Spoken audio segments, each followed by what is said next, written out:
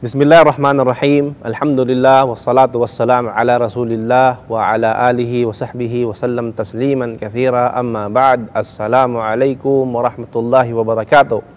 At bilang panghuli po sa serye ng ating mga tinalakay o tatalakayin mula sa mga aralin sa Ramadan, ang ika-30 aralin na ito ay ilalaan natin sa pamagat o di kaya ang title po nito ay yung pag-aayuno ng 6 na araw sa buwan ng Syawal.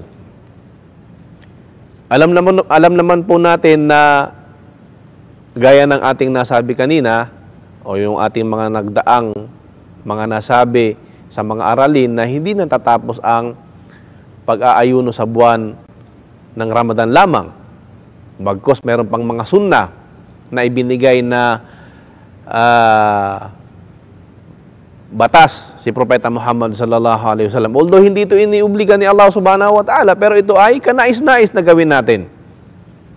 Kaya naman, pagkatapos ng buwan ng Ramadan, kung ang isang tao mayroon siyang halimbawa utang sa buwan ng Ramadan, na hindi siya nakapag-fasting dito dahil halimbawa siya ay nagkasakit ng sakit na kinakailangan niya mag-break ng kanyang fasting, o siya ay nakapagsagawa ng paglalakbay, hindi siya nag-fasting sapagkat siya ay naglalakbay, bago po niya isagawa itong sinasabi nating pagfa-fasting ng 6 na araw sa buwan ng Syawal, kinakailangan po niyang bayaran ang kanyang mga nagawang utang. Ayon na rin po sa mga pinakatumpak na opinion ng ating mga scholars.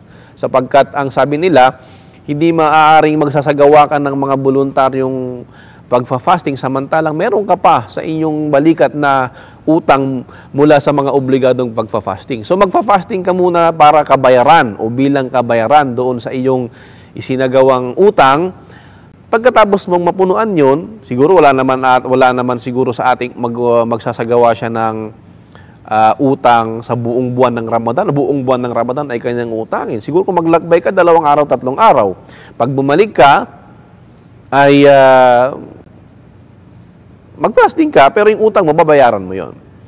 Samantalang ang mga babae naman, kapag sila ay may buwan ng dalaw, maximum siguro 6 na araw hanggang 7 araw kung talagang ang kanilang ay buwan ng dalaw ay mahaba. So ito ay isang batas mula kay Propeta Muhammad sallallahu alaihi wasallam, of course mula kay Allah subhanahu wa ta'ala, kay Propeta Muhammad sallallahu alaihi wasallam, na in-encourage niya tayo pagkatapos natin mag-fasting sa buwan ng Ramadan ay mag-fasting tayo sa buwan ng Syawal ng 6 na araw. Ano pong ibig sabihin nito? Sa isang hadith ni Propeta Muhammad sallallahu alaihi wasallam, sabi niya, man sama Ramadan, sabi niya, kung sino man ang mag-fasting sa buwan ng Ramadan, thumma atba'ahu 6 min Syawal, kana kasiyamud dahar, o kama qala an-nabiy sallallahu alaihi wasallam. Sino man ang mag-ayuno sa buwan ng Ramadan at sundan niya ito, yung kanyang pag-aayuno, ng 6 na araw sa buwan ng Syawal, ay para siyang nag-ayuno, kana kasiyamud dahar, para siyang nag-ayun ng 1 taon. Subhanallah. Ito ay isang pagpapala mula kay Allah subhanahu wa ta'ala na magfa-fasting ka lang ng 6 na araw sa buwan ng Syawal, makakamit mo ang gantimpala na para ka pang nakapagsagawa ng fasting na 1 taon. Kaya naman, mahalaga na malaman natin. Ang tanong is, maaari ba tayong mag-fasting? Halimbawa, of course, ang hindi pinagbabawal na mag-fasting tayo sa araw mismo ng Eid hanggang sa ikatlo.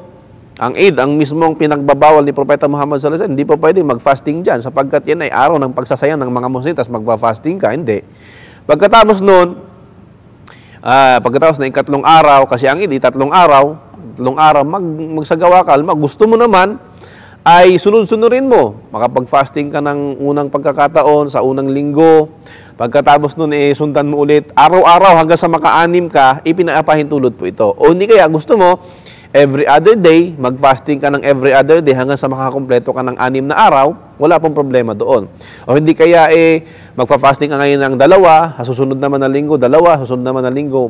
Ang importante at mahalaga rito, na makumpleto mo ang 6 na araw bago pa dumating yung panibagong buwan ng after ng buwan ng Shawwal, yung Dhul Qi'dah na tinatawag.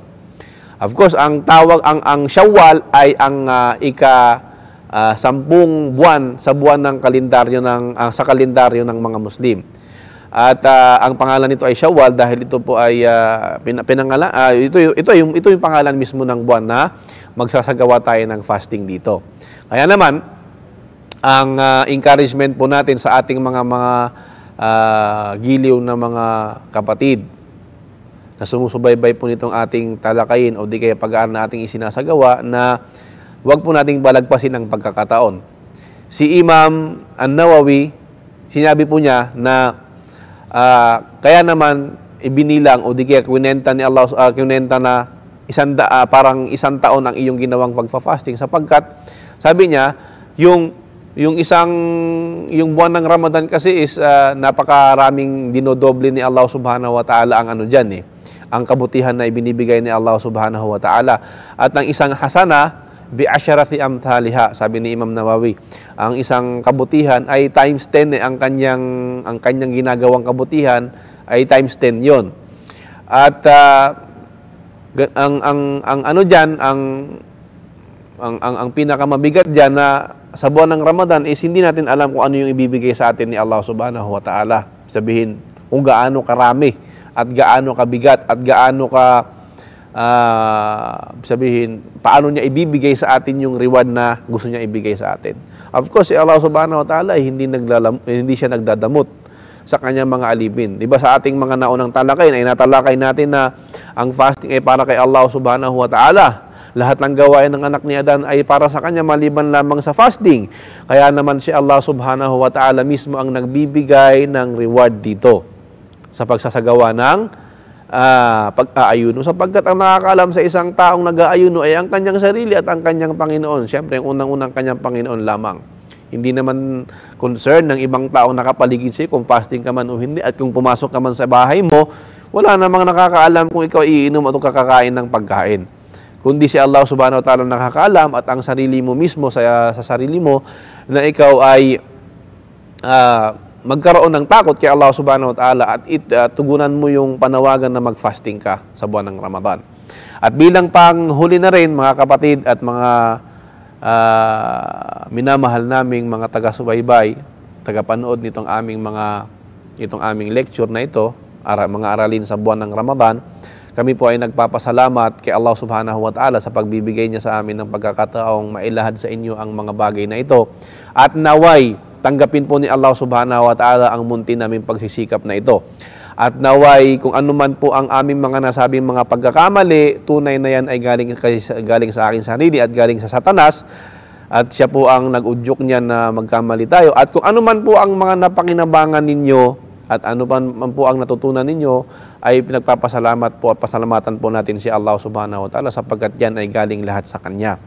So maraming salamat pong muli at hanggang sa susunod po nating mga aralin kung sa mga susunod po nating talakayin insyaAllah Subhanahu wa Ta'ala. Wa sallallahu ala nabiyina Muhammad wa ala alihi wa sahbihi wa sallam. Assalamualaikum warahmatullahi wabarakatuh.